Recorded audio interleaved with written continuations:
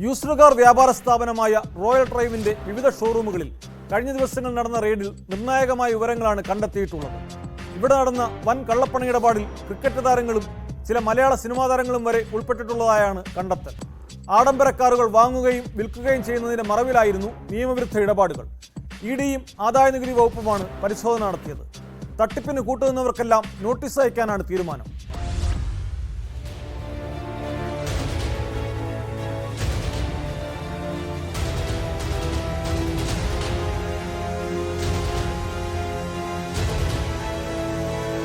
കൊച്ചിയിൽ used car വിപണന കേന്ദ്രങ്ങളുടെ മറവിൽ കള്ളപ്പണം വെളുപ്പിക്കുന്നുവെന്ന് ഇഡി കണ്ടെത്തൽ.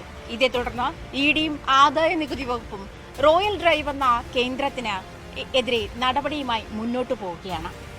ആഡംബര കാറുകളുടെ പ്രത്യേകിച്ചും യൂസ്ഡ് കാറുകളുടെ വിപണി മൂല്യം കുറച്ചു കാണിച്ച ശേഷം അത് ബാക്കിയുണ്ടായിരുന്ന, അതായത് കുറഞ്ഞു കിട്ടിയ തുക പണമായി കൈപ്പറ്റുന്ന രീതിയാണ് യൂസ്ഡ് കാർ ഓണേഴ്സ് സ്വീകരിച്ചു വരുന്ന, യൂസ്ഡ് കാർ വിൽപ്പന കേന്ദ്രങ്ങൾ സ്വീകരിച്ചു വരുന്ന ഒരു രീതി എന്നാണ് ഇഡിയുടെ കണ്ടെത്തൽ.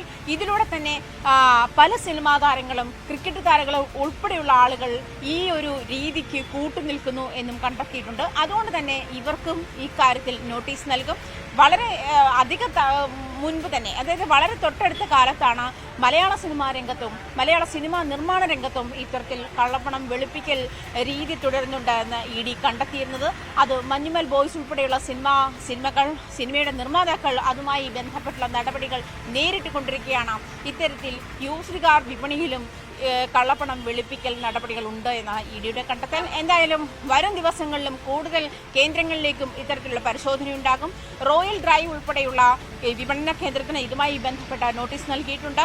മാത്രമല്ല ഈ സിനിമാ താരങ്ങൾക്കും ക്രിക്കറ്റ് താരത്തിനുമെതിരെയും നോട്ടീസ് നൽകാനുള്ള ഒരുക്കത്തിലാണ് ഇപ്പോൾ ഇഡിയും ആദായ നികുതി വകുപ്പും.